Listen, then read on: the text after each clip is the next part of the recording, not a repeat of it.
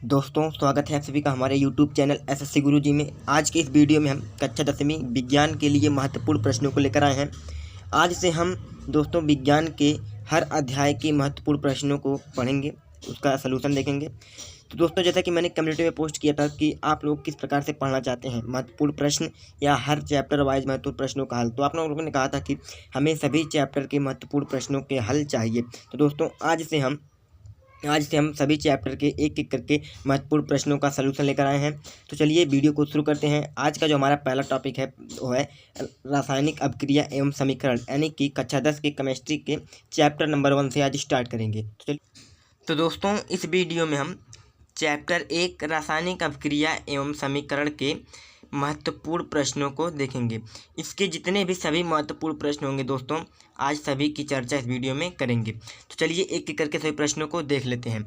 हमारा जो पहला प्रश्न है वह पहला प्रश्न हमारा संतुलित रासायनिक समीकरण क्या है एवं इन्हें संतुलित करना क्यों आवश्यक है। तो संतुलित रासायनिक समीकरण क्या होता है दोस्तों? ऐसा रासायनिक समीकरण जिसके दोनों पक्षों में उपस्थित तत्वों के परमाणुओं की संख्या समान हो, उन्हें संतुलित रासायनिक समीकरण कहते हैं।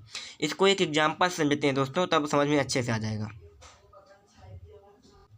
तो दोस्तों देखिए हमारे पास एक एग्जाम्पल है जिंक ऑक्साइड प्लस H2, और इसके बाद जब ये दोनों आपस में अभिक्रिया करेंगे तो वो बनता है हमारा जिंक प्लस H2O।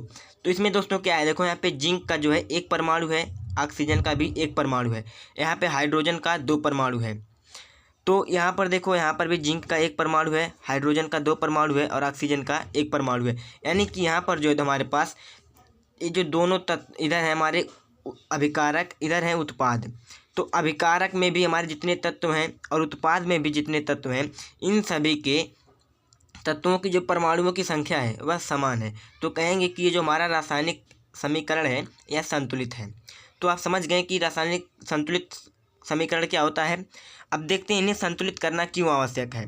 तो दोस्तों रासायनिक समीकरणों को संतुलित करना इसलिए आवश्यक है क्योंकि हमने जो नियम पढ़ा था द्रव्य की अविनाशिता का नियम, तो द्रव्य की अविनाशिता के नियम को संतुष्ट करने के लिए रासायनिक समीकरण को संतुलित करते हैं। क्योंकि इस नियम के अनुसार ऐसा था कि जब 2 या 2 से अधिक तत्व आपस में अभिक्रिया करते हैं या किसी भी रासायनिक अभिक्रिया के दौरान ना ही कोई परमाणु नष्ट होता है और ना ही कोई परमाणु बनता है। जब ना तो कोई परमाणु बनेगा और ना ही कोई परमाणु नष्ट होगा तो दोस्तों हमारे पास जितने अभिकारक में परमाणु रहेंगे उतने ही परमाणु उत्पाद में भी प्राप्त होंगे। तो इसीलिए इन्हें संतुलित करना पड़ता है। अगला हमारा प्रश्न है दूसरा, ऊष्माक्षेपी एवं ऊष्माशोषी अभिक्रिया का क्या अर्थ है, उदाहरण सहित समझाइए। तो ऊष्माक्षेपी अभिक्रिया क्या है? तो ऐसी रासायनिक अभिक्रिया जिसमें उत्पाद के रूप में ऊष्मा मुक्त होती है उसे हम ऊष्माक्षेपी अभिक्रिया कहते हैं। यानी ऊष्माक्षेपी वह अभिक्रिया है जिसके दौरान ऊष्मा मुक्त होती है, और ऊष्माशोषी वह अभिक्रिया है जिसमें अभिक्रिया के दौरान ऊष्मा की आवश्यकता होती है या ऊष्मा का अवशोषण होता है, उसे हम ऊष्माशोषी अभिक्रिया कहते हैं। इसका एग्जाम्पल देख लेते हैं। एग्जाम्पल हमारे पास बहुत ही अच्छा एग्जाम्पल इसका है।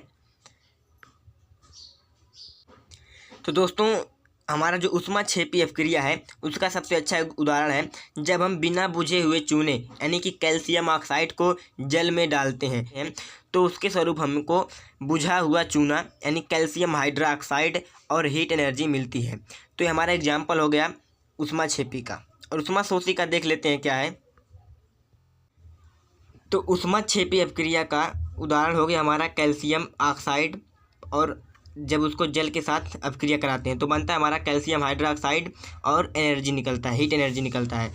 और जो हमारा ऊष्माशोषी अभिक्रिया है उसका हमारा उदाहरण हो जाएगा लेड नाइट्रेट का बनना। लेड नाइट्रेट को बनाने में हमको लेड ऑक्साइड और NO2 और O2 की आवश्यकता होती है, और इन तीनों के साथ साथ हमको हीट एनर्जी की भी आवश्यकता होती है। इसको हम लास्ट में अभिक्रिया में उत्पाद की ओर माइनस साइन के साथ दिखाते हैं। तो हो जाएगा हमारा lead oxide NO2 plus O2 equal to PbNO3 का होल ट्वाइस, यहाँ पे हो जाएगा होल ट्वाइस। ये हमारा होगा लेड नाइट्रेट। तो लेड नाइट्रेट का जो हमारा उदाहरण है वह ऊष्माशोषी का उदाहरण है। तो इसको आप नोट कर लीजिए। और तीसरा हमारे पास जो है दोस्तों वह है वियोजन एवं संयोजन अपक्रिया में अंतर स्पष्ट कीजिए। तो वियोजन अपक्रिया क्या होता है दोस्तों, जब कोई यौगिक किसी बाह्य कारकों से प्रभावित होकर के दो या दो से अधिक खंडों में विभक्त हो जाता है, दो या दो से अधिक भागों में टूटकर अलग हो जाता है, तो उसे हम वियोजन अपक्रिया कहते हैं। या तो इसको इस प्रकार से लिख सकते हैं कि वह अपक्रिया जिसमें यौगिक बाह्य कारकों से प्रभावित होकर के अपने छोटे यौगिकों में विभक्त हो जाता है, उसे हम वियोजन अपक्रिया कहते हैं। इसका एग्जाम्पल हमारे पास हो जाएगा, इसका हमारा एग्जाम्पल हो जाएगा 2AgCl यानी कि सिल्वर क्लोराइड। और जब इसको हम गर्म करते हैं, इसको जब हीट देते हैं तो हो जाता है ये अपने दो यौगिकों में Ag यानी कि सिल्वर और क्लोरीन में टूट जाता है। तो जब AgCl को गर्म करते हैं तो Ag यानी कि सिल्वर में और प्लस Cl2 यानी कि क्लोरीन में टूट जाता है। तो हमारा हो गया वियोजन अपक्रिया का उदाहरण। हमारे पास दूसरा दिया है संयोजन अपक्रिया। तो संयोजन अपक्रिया क्या होता है, संयोजन अपक्रिया वह अपक्रिया होती है जिसमें दो या दो से अधिक यौगिक आपस में अपक्रिया करके एकल यौगिक का निर्माण करते हैं। तो जब दो या दो से अधिक यौगिक आपस में अपक्रिया करके एकल यौगिक का निर्माण करते हैं तो उसे हम संयोजन अपक्रिया कहते हैं। इसका एग्जाम्पल हमारे पास हो जाएगा, तो जल का बनना हमारा संयोजन अपक्रिया का उदाहरण है। यानी कि देखो यहाँ पे हमारा H2 है और O2, ये दो यौगिक जब आपस में अपक्रिया करते हैं तो एकल यौगिक यानी H2O का निर्माण होता है। एकल यौगिक मतलब केवल और केवल एक ही यौगिक का निर्माण हो, उसके सिवा और कोई भी उत्पाद न बने, तो उसे हम एकल यौगिक कहते हैं। तो H2O का बनना और कार्बन डाइऑक्साइड और उसके बाद ऐसे बहुत से अपक्रिया हैं जो हमारे संयोजन अपक्रिया के उदाहरण हैं। चलिए अब देख लेते हैं हमारे पास अगला प्रश्न क्या है। ये हमारे पास 3 प्रश्न है। चौथा है हमारे पास संक्षारण एवं विकृत गंधिता का वर्णन कीजिए। तो संक्षारण एवं विकृत गंधिता क्या होता है। तो संक्षारण क्या होता है दोस्तों, जब हमारा धातु नमी, आर्द्रता, वायु आदि के संपर्क में आता है, नमी, आर्द्रता या वायु आदि के संपर्क में आता है तो उसके सतह का क्षरण होने लगता है, जिसे हम संक्षारण कहते हैं। तो संक्षारण का उदाहरण हो जाएगा लोहे का जंग लगना। तो लोहे का जंग लगना संक्षारण का सबसे अच्छा उदाहरण है। और है विकृत गंधिता का वर्णन कीजिए। तो विकृत गंधिता क्या होता है, तो जब हमारे खाद्य पदार्थ में उपस्थित वसा या तेल आदि जो है, वसा या तेल जो हमारे खाद्य पदार्थ में उपस्थित होते हैं, जब ऑक्सीजन से अपक्रिया करके ऑक्सीकृत हो जाते हैं तो उनके स्वाद और रंग या गंध में परिवर्तन हो जाता है, जिसे हम विकृत गंधिता कहते हैं। जब हमारे खाद्य पदार्थों में उपस्थित तेल या वसा ऑक्सीजन से ऑक्सीकृत होकर के उनके स्वाद, रंग और गंध में परिवर्तन हो जाता है, तो उसे हम विकृत गंधिता कहते हैं। तो दोस्तों अब हमारा जो अगला प्रश्न है 5वां, रेडॉक्स अपक्रिया उदाहरण सहित समझाइए। तो अब रेडॉक्स अपक्रिया को समझाना है। तो दोस्तों रेडॉक्स अपक्रिया को समझने के लिए पहले हमको 2 अपक्रियाओं को और समझना पड़ेगा, जो कि हमारे हैं अपचयन और उपचयन। तो चलिए देख लेते हैं कि अपचयन अपक्रिया क्या है। तो अपचयन अपक्रिया ऐसी अपक्रिया होती है दोस्तों जिसमें हाइड्रोजन का योग हो या फिर ऑक्सीजन का ह्रास हो, यानी कि ऑक्सीजन उसमें से घटे। हाइड्रोजन का योग होगा या फिर ऑक्सीजन का ह्रास होगा तो उसे हम अपचयन अपक्रिया कहेंगे। और उपचयन अपक्रिया क्या होती है दोस्तों, उपचयन अपक्रिया ऐसी अपक्रिया होती है जिसमें हाइड्रोजन का ह्रास हो और ऑक्सीजन का योग हो, यानी कि दोनों में से कोई एक हो, या तो हाइड्रोजन का ह्रास हो या फिर ऑक्सीजन का योग हो, तो उसे हम उपचयन कहेंगे। दोस्तों अपचयन और उपचयन एक दूसरे का अपोजिट होता है, क्योंकि अपचयन में देखो हाइड्रोजन का योग होता है तो उपचयन में हाइड्रोजन का ह्रास होता है, अपचयन में ऑक्सीजन का ह्रास होता है और उपचयन में हाइड्रोजन का योग होता है। तो चलिए अब देख लेते हैं हम रेडॉक्स अपक्रिया क्या है। तो रेडॉक्स अपक्रिया ऐसी अपक्रिया होती है जिसमें अपचयन एवं उपचयन दोनों अपक्रिया एक ही साथ और एक ही समय पर घटित हो, तो उसे हम रेडॉक्स अपक्रिया कहते हैं। इसको एक एग्जाम्पल से चलिए समझ लेते हैं।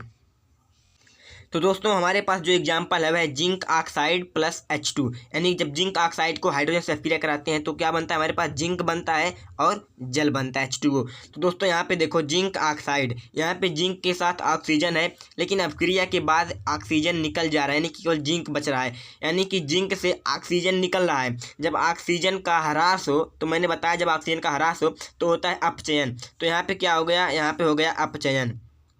और उसके बाद यहाँ पे H2 था, H2 में हाइड्रोजन का योग हो रहा है, आगे जाके H2O हो जा रहा है, तो यहाँ पे हो गया हमारा उपचयन। तो दोस्तों यहाँ पे देखो हमारे पास अपचयन और उपचयन दोनों अभिक्रिया एक ही साथ और एक ही समय एक ही अभिक्रिया में हो रही है, तो इसलिए यहाँ पे हमारा जो अभिक्रिया होगा वह रेडॉक्स अभिक्रिया होगा। तो रेडॉक्स अभिक्रिया का एग्जाम्पल होगा जिंक ऑक्साइड को जब हाइड्रोजन से अभिक्रिया कराते हैं तो जिंक प्लस जल बनता है। तो चलिए देख लेते हैं अगला प्रश्न क्या है। अगला प्रश्न हमारे पास छठवां है, अवक्षेपण अभिक्रिया से आप क्या समझते हैं, उदाहरण भी दीजिए। तो अवक्षेपण अभिक्रिया क्या होती है दोस्तों अवक्षेपण अभिक्रिया जो होती है वह विस्थापन अभिक्रिया ही मुख्य रूप से होती है, क्योंकि अवक्षेपण अभिक्रिया वह अभिक्रिया होती है जिसमें अधिक क्रियाशील यौगिक जब कम क्रियाशील यौगिक को विस्थापित कर देता है, तो जो विस्थापित यौगिक होता है वह क्या होता है, उसके अपने यौगिक के बॉटम में जाके बैठ जाता है, तो जो अवक्षेप बनता है उसे हम अवक्षेपण अभिक्रिया कहते हैं। यानी ऐसा रासायनिक अभिक्रिया जिसमें अवक्षेप का निर्माण हो। तो अवक्षेप का निर्माण तभी होता है दोस्तों जब अधिक क्रियाशील यौगिक कम क्रियाशील को विस्थापित कर देता है, तो कम क्रियाशील यौगिक जाके बॉटम में बैठ जाता है। जैसे कि एक एग्जाम्पल से देखते हैं इसको। जैसे कि दोस्तों हमारे पास है कॉपर सल्फेट और जिंक। जब कॉपर सल्फेट को जिंक से अपक्रिया कराएंगे तो जिंक अत्यधिक क्रियाशील होने के कारण या कॉपर को उसके सल्फेट से अलग कर देगा, तो बन जाएगा जिंक सल्फेट, और उसके बाद कॉपर जो है अपने इसमें उसके बॉटम में जाके बैठ जाएगा। तो यानी कि यहाँ पे जो हमारा कॉपर बन रहा है, कॉपर हमारा जो है यहाँ पे कॉपर हमारा अवक्षेप बन गया, यहाँ कि हमारा जो कॉपर है अवक्षेप के रूप में बॉटम में बैठ जाता है। तो इसी अवक्षेप के निर्माण के कारण इसे कहते हैं अवक्षेपण अभिक्रिया। यानी कि ऐसी अभिक्रिया जिसमें किसी अवक्षेप का निर्माण हो उसे हम अवक्षेपण अभिक्रिया कहते हैं। तो ये हो गया इसका उदाहरण भी, आप इसको अच्छे से देख लीजिए। चलिए देखते हैं अगला प्रश्न क्या है। अगला हमारे पास है सातवां, लोहे की वस्तु को हम पेंट क्यों करते हैं। तो दोस्तों लोहे की वस्तु को पेंट इसलिए करते हैं क्योंकि संक्षारण से बचाने के लिए। तो लोहे की वस्तु को पेंट क्यों करते हैं, आप इसको लिख लीजिएगा, संक्षारण से बचाने के लिए हम लोहे की वस्तु को पेंट करते हैं। अगला प्रश्न हमारे पास है आठवां, NaCl प्लस AgNO3 और AgCl NaNO3, ये हमारे पास रासायनिक अभिक्रिया दिया है और इसको हमको संतुलित करना है। दोस्तों आप इसको संतुलित करके कमेंट बॉक्स में बताइएगा, इसको फिर हम आगे देख लेंगे एक दूसरे प्रश्न में। तो हमारे पास अगला प्रश्न है नौवां है, विस्थापन अभिक्रिया को समझाइए। तो विस्थापन अभिक्रिया क्या होती है दोस्तों, तो विस्थापन अभिक्रिया वह अभिक्रिया होती है जिसमें अधिक क्रियाशील यौगिक कम क्रियाशील यौगिक को उसके यौगिक से विस्थापित कर स्वयं उसका स्थान ले लेता है, उसे विस्थापन अभिक्रिया कहते हैं। एग्जाम्पल के रूप में आप कॉपर सल्फेट और जिंक का अभिक्रिया लिख सकते हैं, लेकिन चलिए यहाँ पे हम एक और अभिक्रिया को देख लेते हैं। तो दोस्तों हमारे पास ये जो दूसरा एग्जाम्पल है यह कॉपर क्लोराइड और उसके बाद जिंक। जब कॉपर क्लोराइड को जिंक से अपक्रिया कराते हैं तो जिंक अत्यधिक क्रियाशील होने के कारण कॉपर को हटा देगा, तो बन जाएगा जिंक क्लोराइड, और उसके बाद कॉपर यहाँ पे विस्थापित हो जाएगा, तो ये हो जाएगा विस्थापन अभिक्रिया। अगला हमारे पास है रासायनिक समीकरण क्या है। तो रासायनिक समीकरण क्या है दोस्तों, तो किसी भी रासायनिक अभिक्रिया में प्रयुक्त होने वाले तत्वों को उनके प्रतीकों द्वारा प्रदर्शित करना ही रासायनिक समीकरण कहलाता है। किसी रासायनिक समीकरण में किसी रासायनिक अभिक्रिया में प्रयुक्त होने वाले तत्वों या उत्पादों को उनके प्रतीकों द्वारा संक्षिप्त प्रदर्शन रासायनिक समीकरण कहलाता है। जैसे कि हमारे पास है हाइड्रोजन और उसके बाद और ऑक्सीजन। हाइड्रोजन और ऑक्सीजन जब आपस में अभिक्रिया करेंगे तो बनता है जल। तो अब इनको हम इनके जब यौगिकों द्वारा प्रदर्शित करते हैं, यानी कि H2, हाइड्रोजन को H2 से, ऑक्सीजन को O2 से और उसके बाद जल को H2O से, तो ये हमारा हो गया रासायनिक समीकरण। तो ये हो गया हमारा रासायनिक समीकरण। तो दोस्तों इस वीडियो में हमने चैप्टर 1 के सभी महत्वपूर्ण प्रश्नों को अच्छे से देख लिया है और समझ लिया है। अगले वीडियो में हम सेकंड अध्याय के दूसरे पार्ट के महत्वपूर्ण प्रश्नों को लेकर आएंगे। तो दोस्तों यदि वीडियो अच्छी लगी हो तो चैनल को सब्सक्राइब कर लीजिए और वीडियो को लाइक और शेयर कर दीजिए। वीडियो देखने के लिए धन्यवाद।